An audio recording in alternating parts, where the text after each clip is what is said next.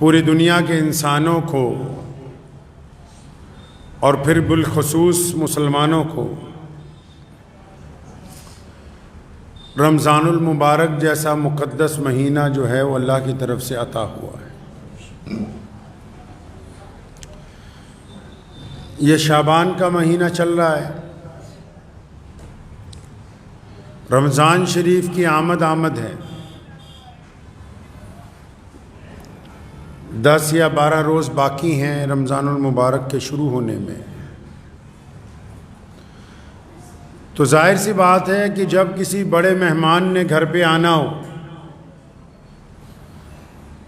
جب کوئی بڑی شخصیت آنے والی ہو، کوئی بڑا دن آنے والا ہو، تو اس کی تیاریاں جو ہیں وہ اس کے معیار کے لحاظ سے کی جاتی ہیں۔ آنے والے کو دیکھ کے اسی انداز کے ساتھ تیاریاں کی جاتی ہیں۔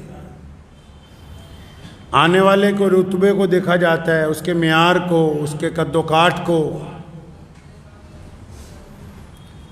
تو اللہ تبارک و تعالیٰ نے رمضان المبارک کو اپنا مہینہ کہا، فرمایا کہ رمضان میرا مہینہ ہے۔ اور اس سے بھی بڑی بات یہ ہے کہ اللہ تبارک و تعالیٰ نے رمضان المبارک کو نزول قرآن کا مہینہ بنایا۔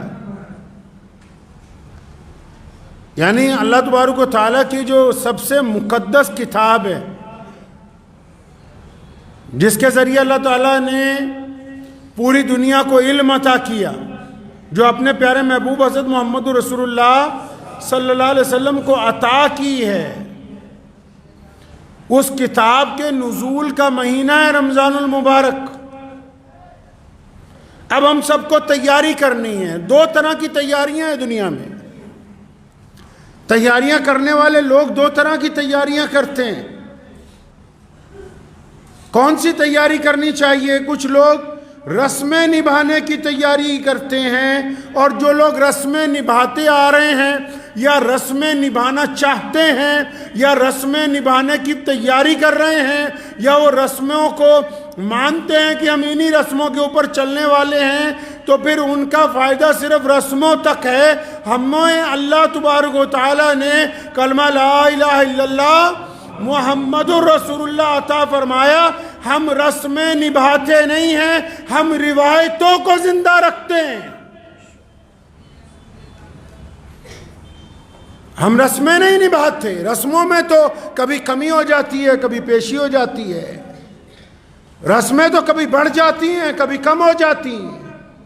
رسمیں تو سامنے والے کو دیکھنے کے بعد اس کے مزاج کے مطابق آگے پیچھے کی جا سکتی ہیں، لیکن مسلمان جو ہیں پوری کائنات میں رسمیں نہیں نبھاتے۔ ہم رمضان المبارک میں اللہ اور اس کے رسول کی روایتوں کو قائم کرتے ہیں، اور وہ روایتیں اتنی امیر ہیں، ان روایتوں کی وراثت اتنی قیمتی ہے، ان روایتوں کے اوپر چلنا اتنا مقدس ہے کہ ہر بشر کے بس کی بات نہیں ہے یہ۔ اور جب روایتیں نبھانی ہوں تو روایتیں تو پوری طاقت کے ساتھ نبھائی جاتی ہیں۔ روایتیں تو پورے جسم اور پوری روح کا زور لگا کے نبھائی جاتی ہیں۔ روایتوں کے اندر تو بندہ اپنی جان کھپا دیتا ہے،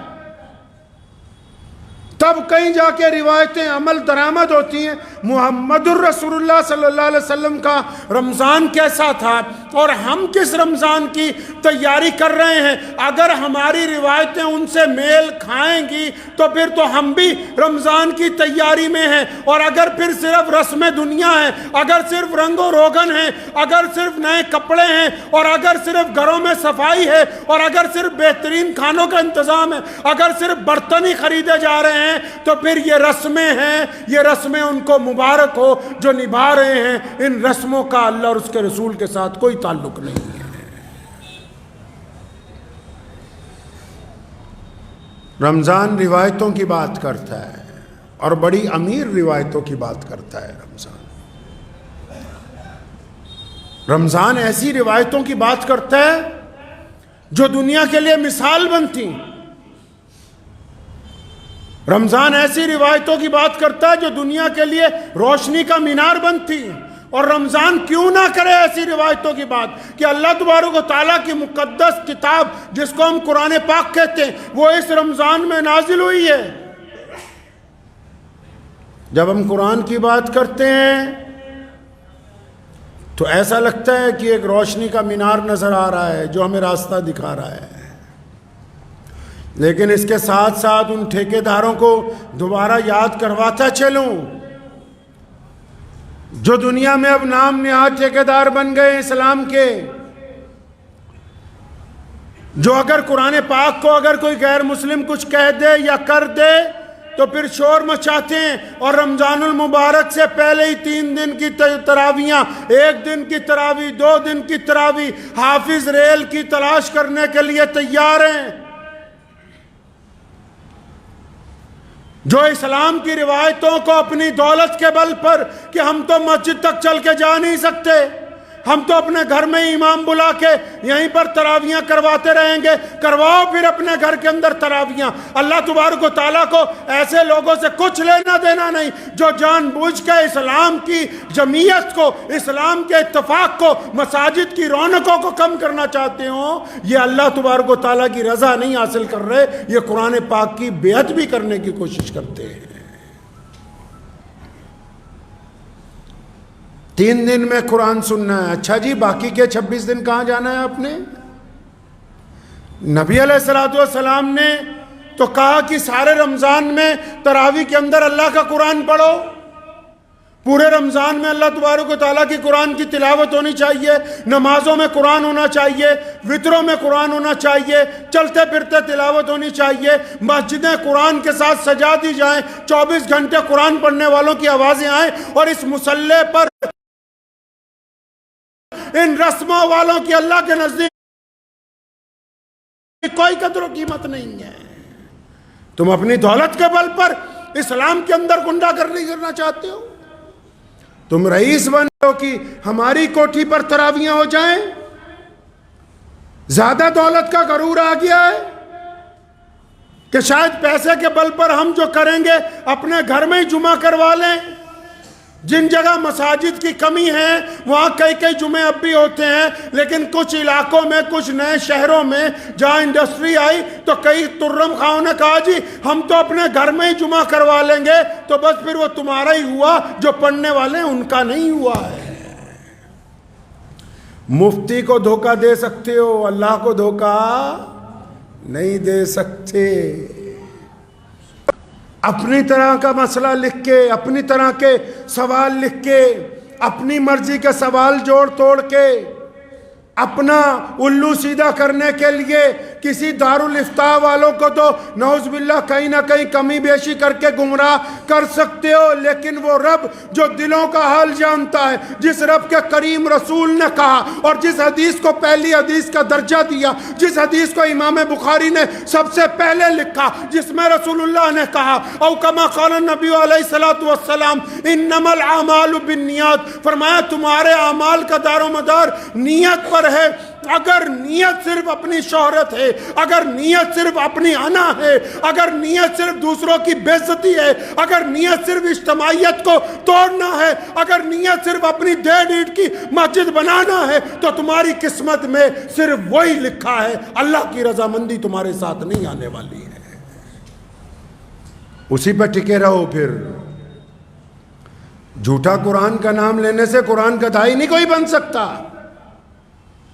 اپنی مرضی سے اسلام کو چلانا چاہتے ہیں کہ رمضان میں جب ہمارا دل کرے گا ہم ویسے تراویح کرا لیں گے، اپنا لب و لہجہ دستور محمد الرسول اللہ کا ہے، دین محمد الرسول اللہ کا ہے، قاعدہ محمد الرسول اللہ کا ہے، عمل محمد الرسول اللہ کا ہے، اور یہ قرآن محمد الرسول اللہ کا ہے۔ کوئی کتنے سے کتنا بڑا مائی کا لال کیوں نہ آ جائے، رسول اللہ کے طریقے کو تبدیل نہیں کر سکتا ہے۔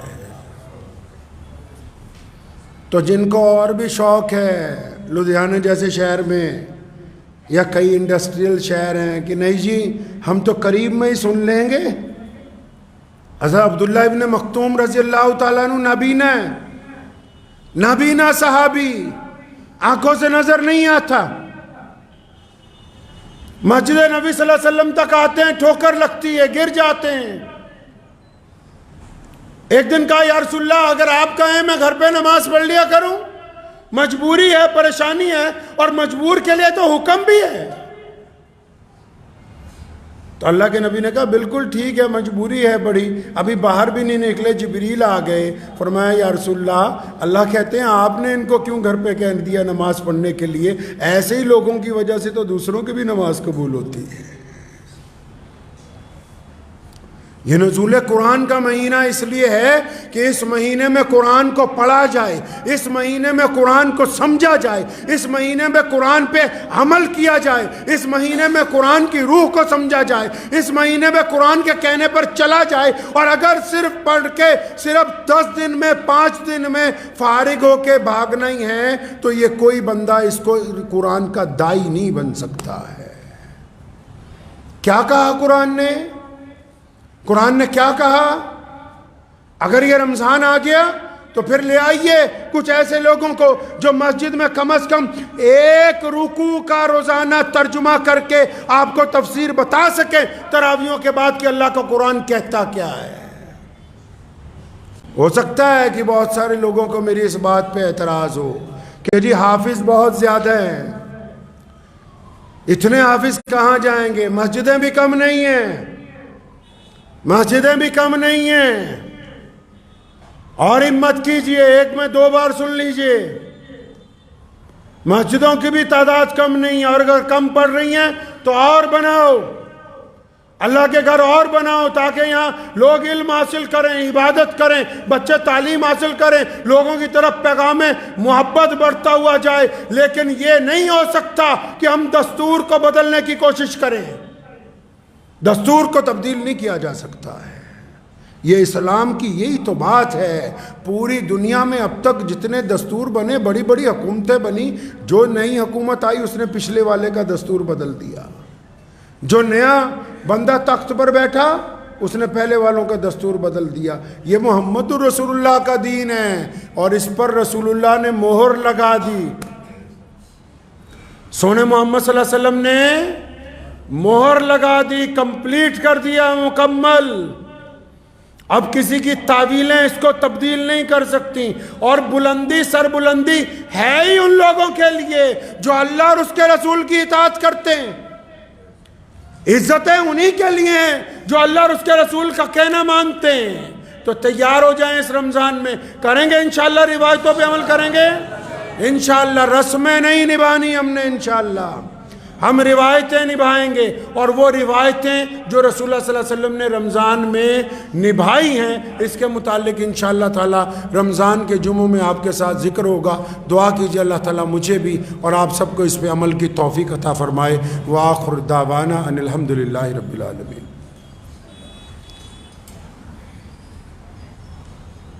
یہ بڑے میاں ایک بیٹھے ہیں، ان کی آنکھوں کا آپریشن